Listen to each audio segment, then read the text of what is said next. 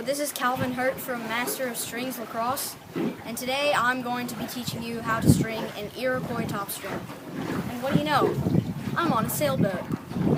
Alright, you're going to need two strings about 1.5 feet long for the sidewall, and then one string about 2 feet long for the top string. Alright, so you're going to start with your tight sidewall just to make it tight for the top string. Okay.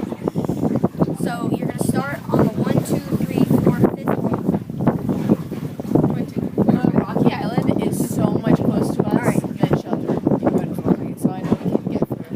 You might be able to hear my sisters talking because they're sailing this sailboat going on. Alright, so in through the 5th hole right there, and then up through the back of the 1st hole of mesh, like that. You want the sisters to be shown? No, it's fine. Alright. And then you're going to go back through that same hole of mesh, and then, of sidewall, and then up through the same hole of mesh. And this is just going to tighten it down to the sidewall, so just yank that really tight. Alright, now we're going to go through this hole. We're going to skip one hole of sidewall and go through this hole of sidewall. And then we're going to go up through the first hole on the 10 diamond row of mesh. So right there. Now we're going to go through this loop we have created here. Right there. Now this is going to create our first interlock here. Alright, now we're going to skip another hole and then go up through that next 10 diamond hole of mesh and pull tight. And now we're just going to go from the inside out right there and pull really tight and just tie it off. Just tie off the knot. And we're just doing this so when we string the actual top string, it'll be really tight. Alright, now you're going to take your other sidewall string and repeat the exact same thing on the other side. So 1, 2, 3, 4,